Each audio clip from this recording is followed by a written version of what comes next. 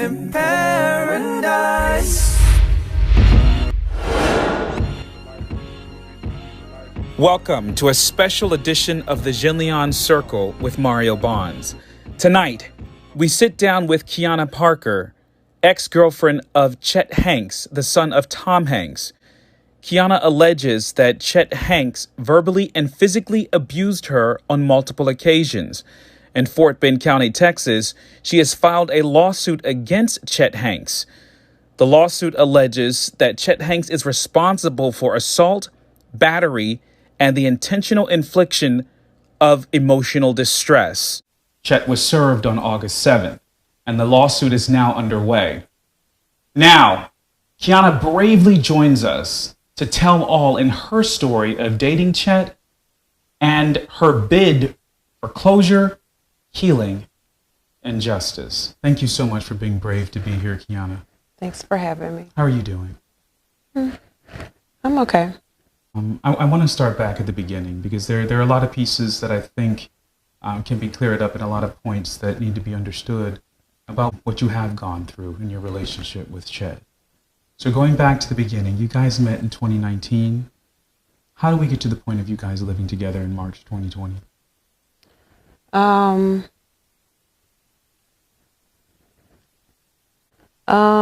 Well, the start of our relationship, we were just friends at first, and he wanted to take it to the next level, and we did right before COVID. And when COVID happened, we was pretty much like together every day, every night, and we figured we might as well live together since we're with each other every day, all day. How would you have described the relationship at that point?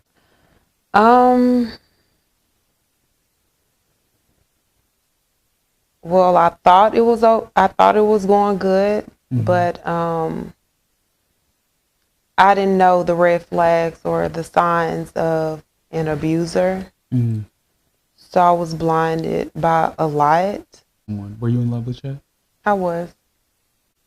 So with you being in love with him, and again, thank you for being brave. I'd like for you to take us to the experience in October. That's when the world shifted for you. And you said that your life changed at that particular point in New Orleans. Yeah, it did. Take us through the details of what happened that day. I pretty much was there for him at the beginning of our relationship because we were friends. And I was his number one supporter, fan, pretty much best friend, everything. And like I said before, I ignored the flags of him wanting to be around me all the time, controlling when I go and not. And so he booked a gig in New Orleans. The first gig was Your Honor. And he was playing a pretty toxic person in that role. Your Honor is a show on Showtime, correct? Correct. Gotcha. Go ahead.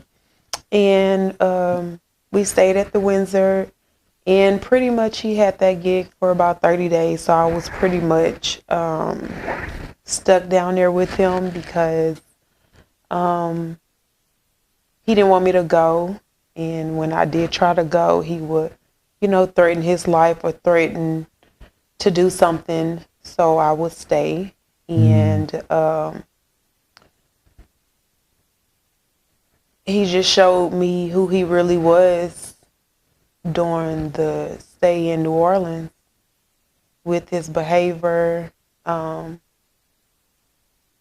he treated me, and physically abused and mental. So specifically, what do you think set him off into what you call a rage that day in New Orleans? Whereas, again, New Orleans is identified as the first instance where the abuse went to the next level. What set him off? Really just not having control of me that night. My cousin came down to celebrate her birthday, and uh, we were hungry, and I told her that I would take her out to eat, and I told him I was going, and he pretty much was like, he wanted us to stay in, well, me really stay in and order Postmates, and I told him I wasn't doing that tonight. I wanted to go out. It was my cousin last night in New Orleans, and I wanted to hit the city. Yeah. And he had a whole attitude in the hotel room, and I thought he wasn't going to go, but I guess he really didn't want me to go or by myself. So he put his clothes on and said he was going to. Mm. And so once we got outside the hotel, we wasn't moving fast enough for him, and he had an episode outside and start pulling and yanking my arm to tell me to come in, and I yanked my arm away from him. Mm-hmm. And I pretty much told him I was going and I'll see him later. And he went back into the hotel room, and I honestly thought it was over, as in like the argument wasn't no argument, you know, he just decided not to go. But when I got back to the hotel room, I felt the energy, and I could tell he was still in the same space before I left. So I pretty much just put my AirPods on, took my shower, did my meditation, and laid in the bed, and that pretty much upset him.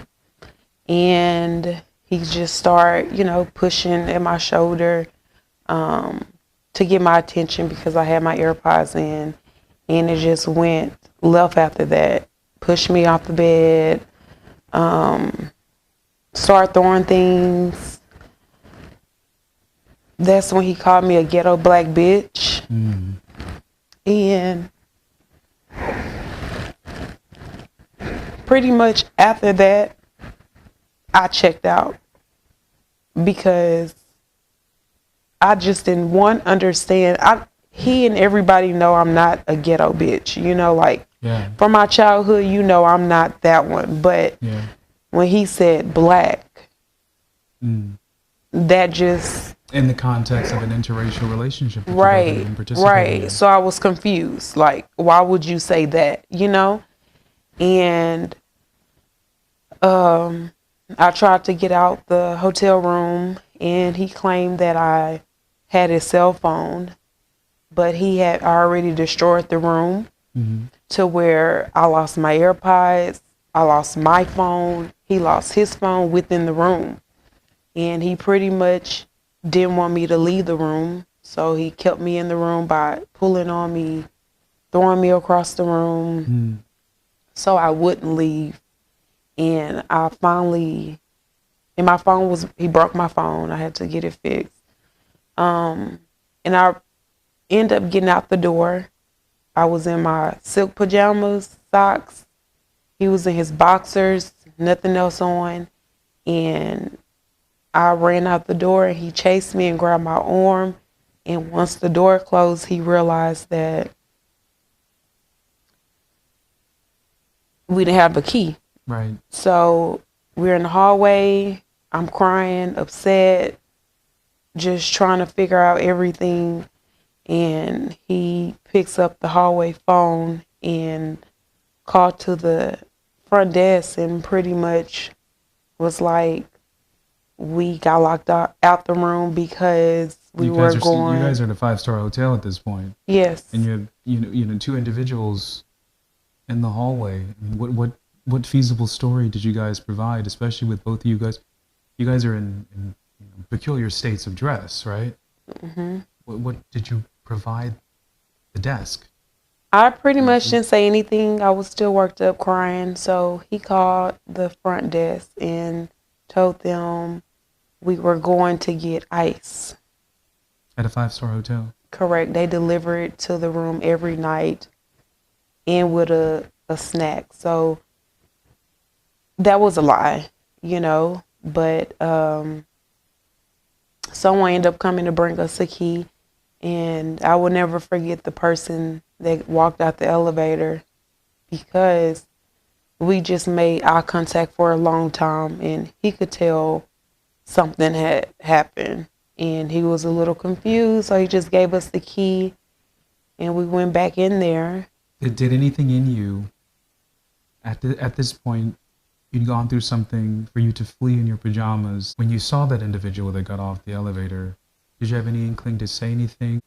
Was it so painful emotionally that you may have been frozen? Yeah, I was. And with the comments he will make, like, no one will believe you, I'm a Hanks, or my dad is freaking Tom Hanks. No one in this hotel will believe the story, and the hotel wouldn't say anything because they wouldn't want to lose all of us. I guess the booking and the reservation, they wouldn't want to lose that, so they wouldn't say anything.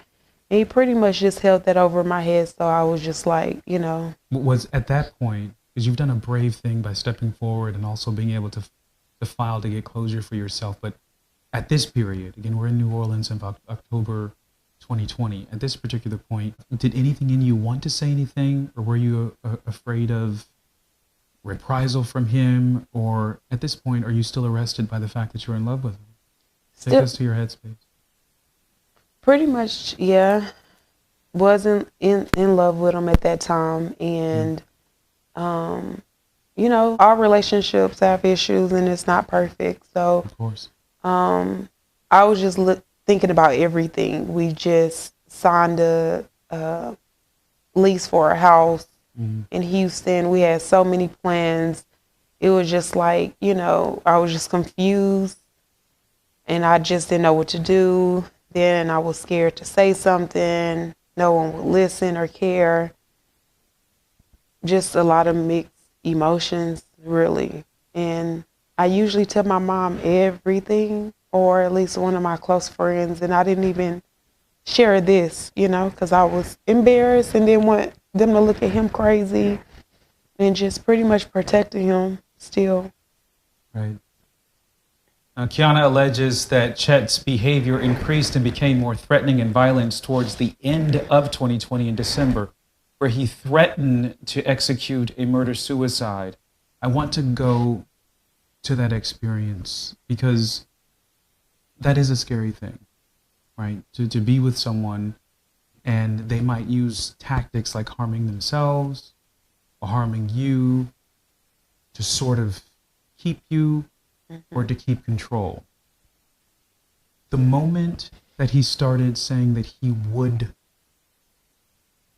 kill you or kill himself, what goes through your head at that point?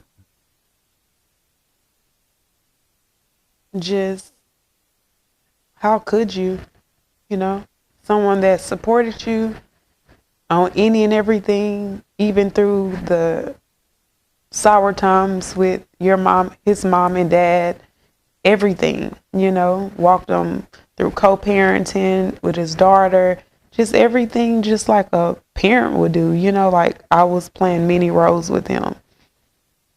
Did you believe that he would kill you?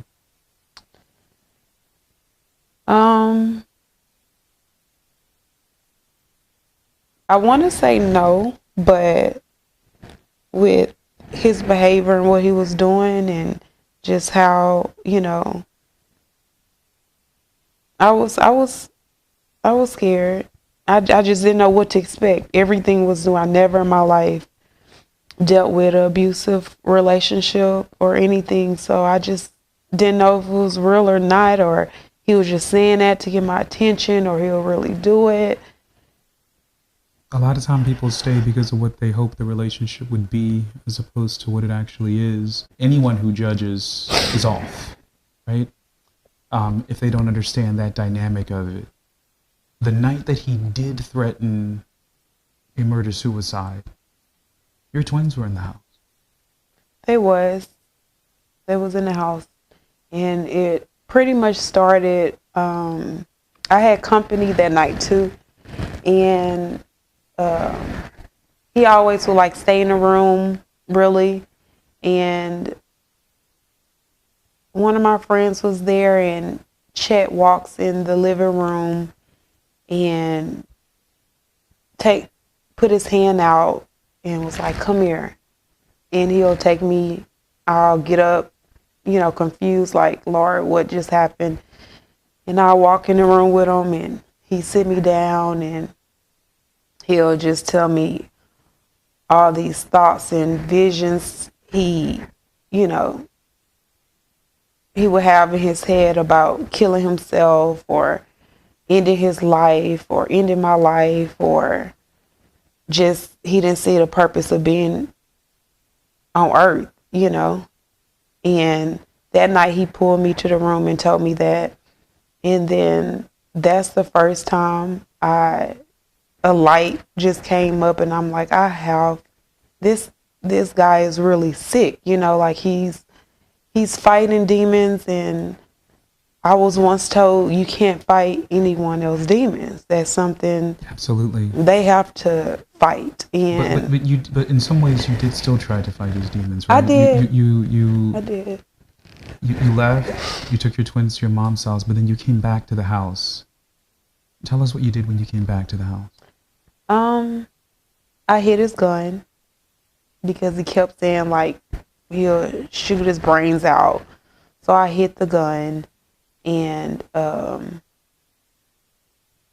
told my mom what was going on, and just told her I need her to hold my daughters down until I figured this out, because I just knew something in my heart and soul just wasn't right with him.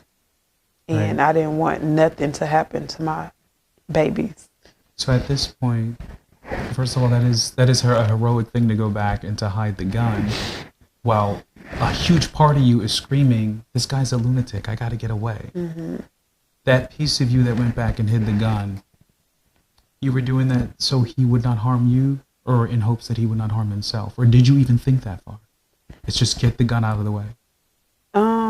I didn't want him to harm anyone, even himself, like, I didn't want anything to happen to him, nor me, nor my kids. But with his headspace just wasn't right. It wasn't. So at that point, you guys agreed to separate, right? You that night, no. When did the agreement for separation come? In January, when the incident happened outside of our house. Okay, so at the end of December, with the threat of the murder, suicide, etc., you guys did remain together in a live-in relationship until January. Yeah, because he wanted to go to counseling and like figure it out, because he knew he was fighting demons, and I thought I could help. I honestly did. How I was raised, and I'm from Houston, support and love get us through a lot, my family. So I thought me overdoing it, as in like giving him the most support, the most love, will heal. The idea but that it love didn't. Conquers all. It didn't, because when a person never been loved, or they don't know how to receive it or give it out, really. Well, that's interesting, because some of the text messages that Chet sent to you, he contends that pretty much that there are parts of his father that he hates, right? That his father was a puppet for his mother, that his father sort of succumbed to everything that his mother is, and he didn't want to be that part of his father. And you having to step out of yourself in this situation, because that's a lot of what you did you put yourself aside for as long as you were able to deal with what he had going on. Do you think that he became abusive because of his quest to not be like his father, as he alleges his father was? For sure. No questions asked. Like, for sure, he would bring up his parents every day. Or if something will happen, he would tell me, I can't be like my dad, and I have to wear the pants, and he would just overdo it. Like, he blamed a lot from his parents and upbringing.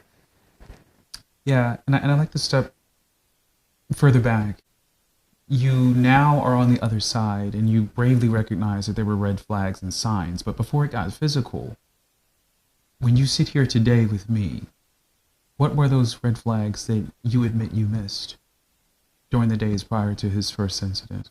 Where are you? If you don't get back here, let me know what's going on or else. Had he said anything that was a verbal put down prior to, or was it just, hey, we're going to get through COVID together? Very possessive. His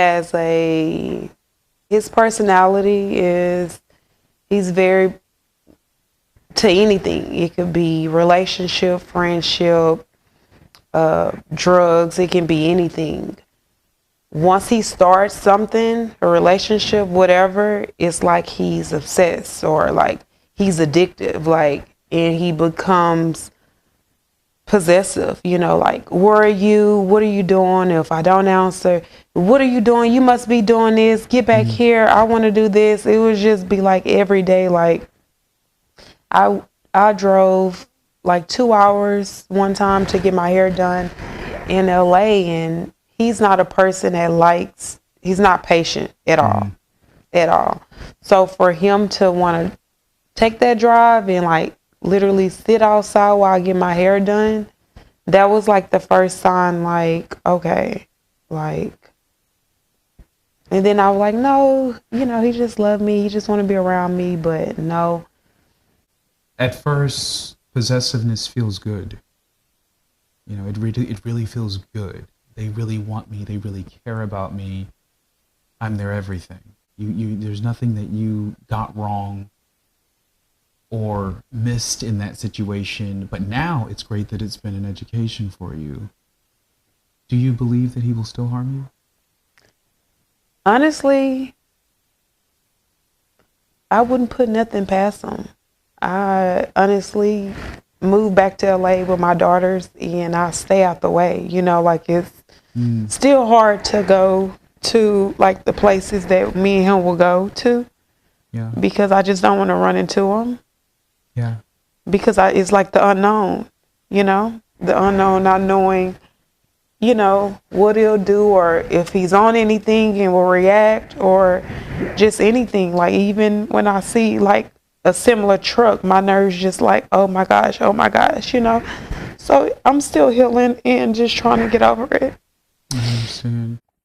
By January 8th, Kiana and Chet's relationship was over. They both agreed to separate. But that day came a very painful crescendo. Let's talk about that day. Specifically, you came to the house with movers. You're going to get your things. Somehow an altercation ensues. And of course, as you know, there is a viral video that went everywhere because of it. But what didn't we see? What's the real context behind it all, if there was something missed? Chet is a different person when the camera is rolling. He's Chet Hanks. I was in a relationship with Chester Hanks, and it's a big difference. Once any camera, phone, video camera is on, he puts on an act. But once it's off, he's back to himself. And that day, he was Chet. And we both agreed to go our separate ways. I came to the house with a moving company, my assistant, and my handy person that hangs up all my TVs. And I told them to stay outside, because I wanted to go inside and warn him. And so I walked in, he was in his boxers, and I was just like, Chet, I have the movers, put some clothes on, they'll be inside in 5 minutes to give you time. He said, okay, fine. He put his clothes on, and I thought it was going to be a peaceful move out. Peaceful pack and get out, yeah. It wasn't. He was trying to ask me all type of questions, and I was just in the mind state of just get your stuff and go. What were those questions? We just need to talk. you're going to talk to me right now. So they were demands. Yeah. And I would like pretty much walk. He'll walk fast in front of me so I couldn't walk. I'll turn around. He's right there just harassing me the whole entire move in front of everybody. It was so embarrassed because I never shared anything with my assistant or anybody that was there. So it was just like, I was just embarrassed. And so I would just tell him, Chet, we'll talk later. Just let me move my stuff. He trailed me. I went to the kitchen to start packing everything that was out. And he would start to get aggressive because I wouldn't answer him. I wouldn't do anything he said. So the monster came out. And he put his hand close to a knife, on top of the knife. And it just happened so fast. He came towards me. And by this time, I had a pot in my hand because I was putting it in the box. And I had it out like this so he wouldn't come in my reach. And his head ran into the pot. And as soon as it hit it, he started bleeding. And he saw the blood and he looked and he just made that his opportunity to pick up his phone and do that video after he did all of that to me in the house before.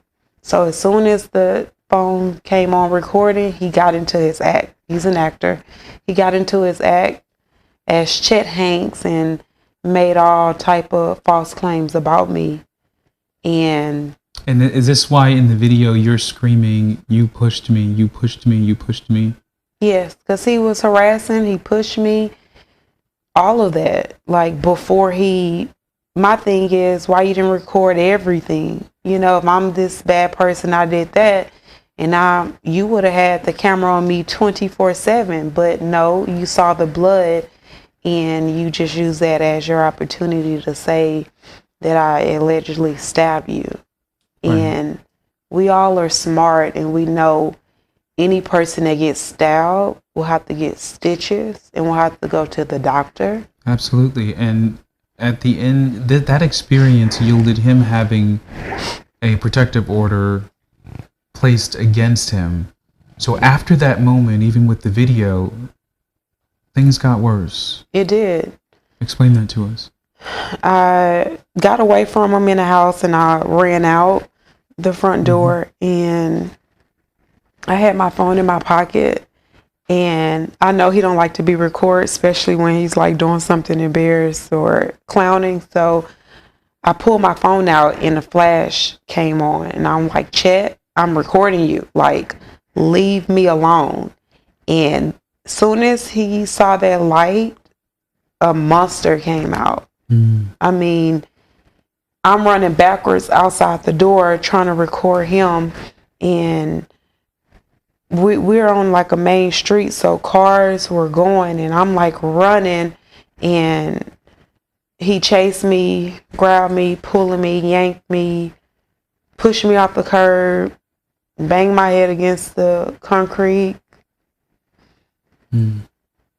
And he was trying to get my phone out of my hand because I had footage of him of how he was acting in that house. And so he did everything in his power to hurt me, to get that phone from me and destroy my phone to where nothing could come out about him. And so did he succeed in doing that? He did. Once he had me on the ground, and I mean, my arm just going in and out of the socket, in and out like over 50 times. I'm like, you know what, forget it. Like, I'm hurting. So I just let go of my phone and he took off running down the street and found sewage and just started banging and banging and banging, screaming, you know, just a monster. And this how I knew he knew what he was doing that day, because once he was banging it, he looked up at the phone, and I guess it's a board by the camera to where if it's bend your phone, you can't get no information.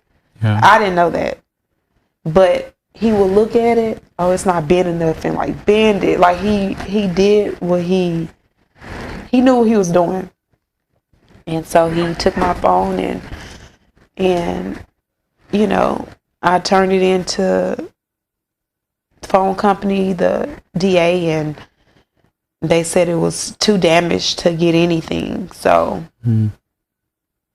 So, at the point he runs away with the phone, are you still on the ground at this point? I finally got up, and everybody's outside. And but before he grabbed my phone, I remember seeing a guy, and he jumped out, and I was just screaming like, help me, and the guy called the police and was telling Chet, you know, you're going to jail, like we saw you, you know, like everybody outside saw what he did to me, and he fled the scene before the police got there. And I just feel you don't run for nothing. You know, if you did it, you did it. And if you didn't do anything, why did you run? Why did you fled the scene? You know, why did you drive your truck from Texas to LA that same day to get away? I shipped his truck down to Houston. I did. I met the person at the place. I put the truck on. Like, so for you to drive back and get away, it's like, it's questionable. And to not wait till the police got there, if I stab you, if anybody hurt me or do anything that they're not supposed to do, you wait. Yeah, and there'd be some medical consideration behind it all. And police was coming, ambulance came, everybody came. So I just didn't understand. So you're in the pursuit of what you say is closure, healing, and justice. Let's start here. What would closure look like for you? Justice. Knowing that he get a consequence for his action, and knowing that he can't be around out here doing it to anyone else, you know, and to just really just get my mental back to what it was. And I'm a mother of twins, so that's number one on the plate, to get back fully to who you are as a mother. To who I am, because they are looking at it. And they're school age, so the embarrassment of them seeing me all over the web was an experience, you know, Absolutely. When it didn't have to, because my attorneys did reach out to his attorney himself and his mom and dad, so it wouldn't be in the blogs, but Chet decided to release that video and to change the story up. I'm thinking to get clout from it for his white boy summer that he's doing, I'm assuming. And with that, and again, we here at Jenleeion, we're not interested in perpetualizing anything, no matter who it's for. So we won't go into a description of what the white boy summer is. The response that he's gotten for himself, how does that make you feel? For those that say, you know, men suffer domestic violence too, when he tries to do what's classic, make himself the victim. And then conversely, he levied a $20,000 lawsuit claiming that you stole upwards of $20,000, a combination of both cash and property. So first, to the supporters of him and hearing that, how does that affect you? I'm just really disgusted by it. It hurts. because it was genuine. You know, like, we met at a taco truck. I didn't even know who his dad was. I didn't know who Chet was, you know, until like 4 or 5 months. So, like, it was real genuine. And so what is he talking about when he says that the $20,000 combination of cash and property? Okay, well, his parents cut him off, and he had 30 days to move out of his place with his roommate because the lease was up. Mm-hmm. He ended up getting a studio Airbnb. I mean, so small to where there's no kitchen, no stove. It was just like a room. And he was paying over $4K for it. And me being a mom, girlfriend, I'm like, that doesn't make any sense. You're not even comfortable. You know, like, you need to get a spot. Like, this is not what's up. And he don't know how to do anything, you know, like, to find an apartment, water, gas, lights in the home or an apartment. He had no idea because he has other people. He's very privileged. Child of a man that's worth $500 million. Right, yeah. Very privileged. So I guess they handle all his things. But to me, everybody, privileged or not, need to know how to live in this world, because you never know what could happen. Wealth can be gone tomorrow. It could be gone. So I end up I already had my house where my daughters lived. So I didn't need another place. He needed a place, so we're in a relationship. He didn't know how to do anything. I'm like, okay, well, I found a tri-level. It's $2,700, half of, you know, what he was paying. I'm like, you should move there. He was aboard, yes. I mean, Zelle me the application, the deposit. It was his place, you know. So, but I signed a lease for him, like anybody else would do, help their partner in a time of need. And I did so, and he paid the rent because he lived there. He received mail there.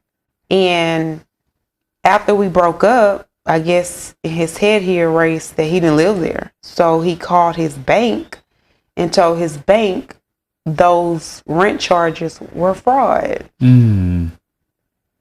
So that is what he's talking about, me stealing. Did the bank reverse those charges that you know of? They did. And did they come after you for it? Mm-hmm. They did. So are you still battling that, or have you still satisfied battling them? it. I'm still in the process of working something out with the condo, but you know, it has to be paid. So we you know. And if they reverse the charges, that means that the monetary part of it, that means the funds will return to him. So how would I be a thief? Exactly, and it lends the question to you levying a $20,000 lawsuit that essentially is based on something that's already been recovered. That's tough. The bank reversed the charges.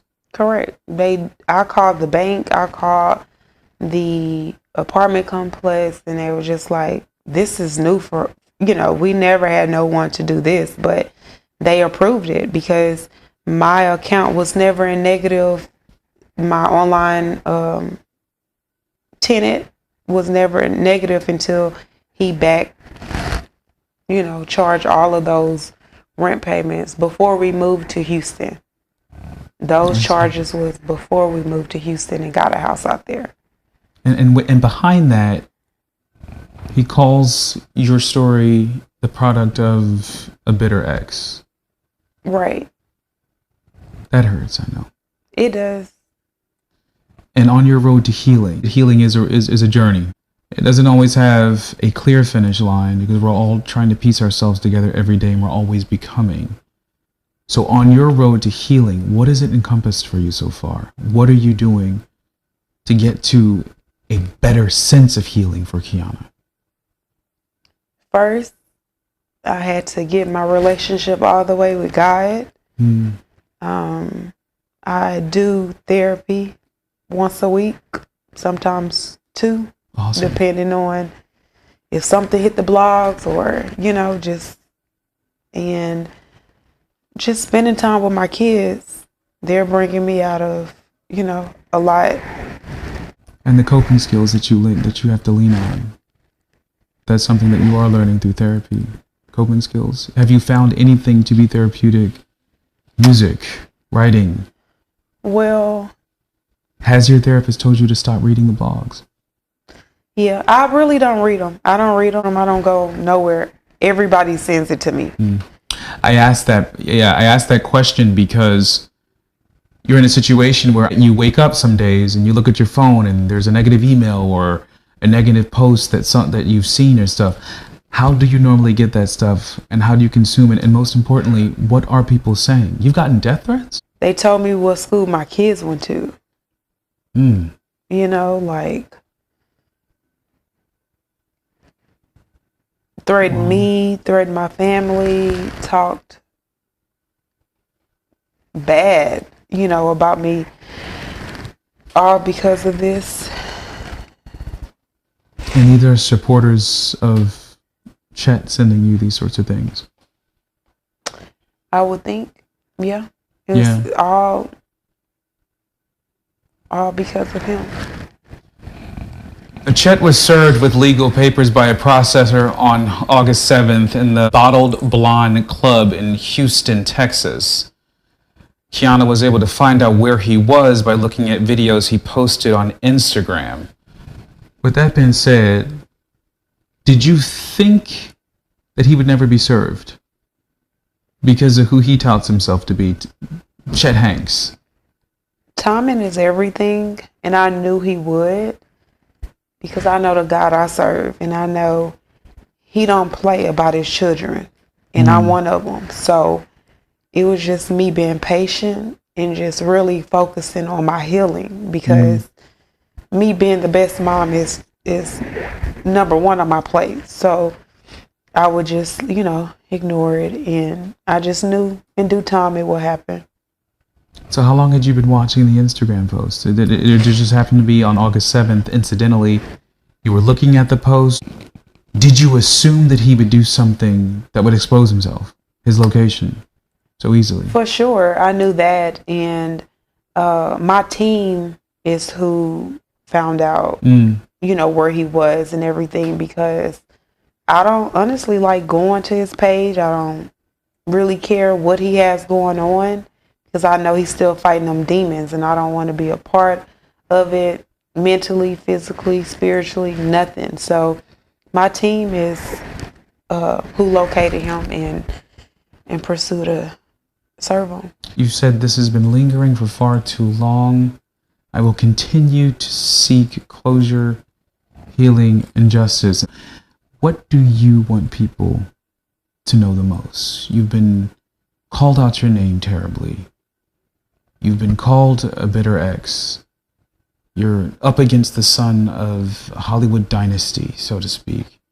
What do you want people to know? That justice will be served, and what happens in the dark always come to the light. It don't matter who you are. It don't matter how much money you have. It doesn't matter. Your faith is strong for you, Kiana. You've also been reported as saying that your life matters, so you spoke up, which was a very brave thing to do because a lot of women stay in these sorts of toxic situations for years before being able to get out. So saying that your life matters, so you spoke up. In your experience with Chet, was there ever a moment where he successfully made you feel so low where you thought your life didn't matter? January 8th. Wow. That was a life-changing. And when he said things like, I'm a Hanks, no one would believe you. Did you believe the power of the word Hanks? No, because my last name is Parker. So that still to this day don't put no fear in me because I am Kiana Parker and my name carry weight as well. So.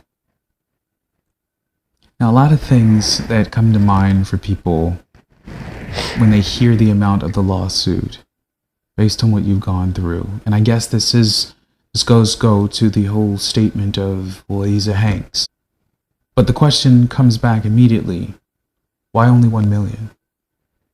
Well, honestly, in the court's paper, it's boxes to where it's like maybe 10 to 50, 100 to 500K, a mil and more.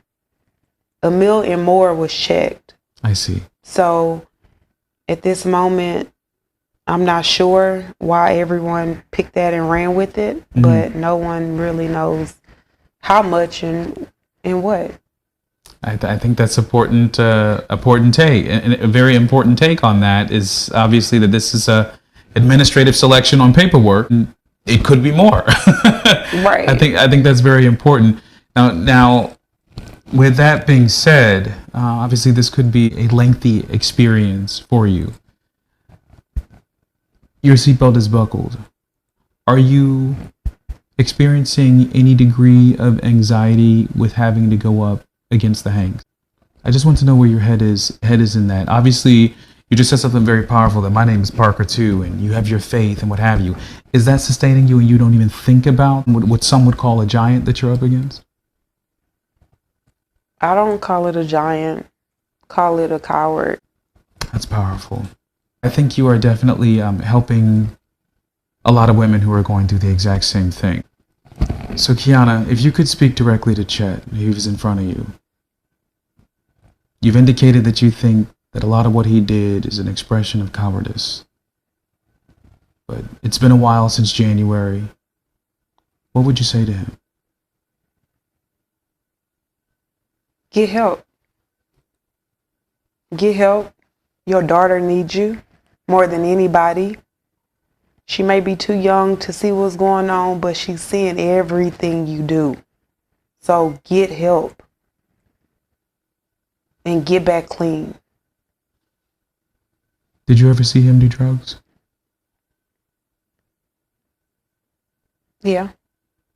And you saw him drink heavily? Yeah. Do you think that some of the rage and the degree to violence that he would resort to, do you think any of it was drug and alcohol No. fueled? It was him. I think it has a little part in when he drinks or partake in any drugs, he feel bold. But it was him. It's him. When I feel like I'm not respected as a man, it strikes a nerve with me because it makes me feel like I'm allowing the same thing that happened to me, that happened to my dad. Your response to that is practically, so does that mean you just get to push up on me? Did he ever give you an answer for anything like that? No, because when I will break it down to him how a relationship really goes and what he shouldn't be doing, he would agree, apologize, and say he'll do better. Wow. Well, I think you're doing the appropriate thing in making sure that you're in therapy, making sure that you maintain faith and that you have coping skills. And it is a journey. I'm inspired by your strength. I'm inspired by the words you've used. You said you don't call it a giant. You know, it doesn't matter how much money they have. It's still cowardice what he has done. And you're going to stay the course for that closure and that healing and justice that you need. Kiana, you're powerful. So with that, I want to give you the last words to speak to women out there right now that might be going through the same thing or might be in the stages that they're missing the red flags of possessiveness. They're missing the red flags of the impending violence or the talk. Talk to any woman out there that's going through that. Stand up, and if it's a hard time, pray. Pray. Because that's how I'm getting out of it. You know, just stay prayed up, you know, and don't accept anything from anybody. no matter what tier they are in their life. You know, stand your ground and speak up, because right is right and wrong is wrong. And again, whatever happens in the dark comes to light. Please know that abuse is never okay. If you or someone you know is currently experiencing abuse of any kind, please call the domestic abuse hotline at 800-273-8255, where someone is standing by to help you and get connected with resources. I want to thank you again for joining us for this special edition of the Jenleeion Circle. I'm Mario Bonds. Have a good night, everybody. Does anyone still believe in paradise?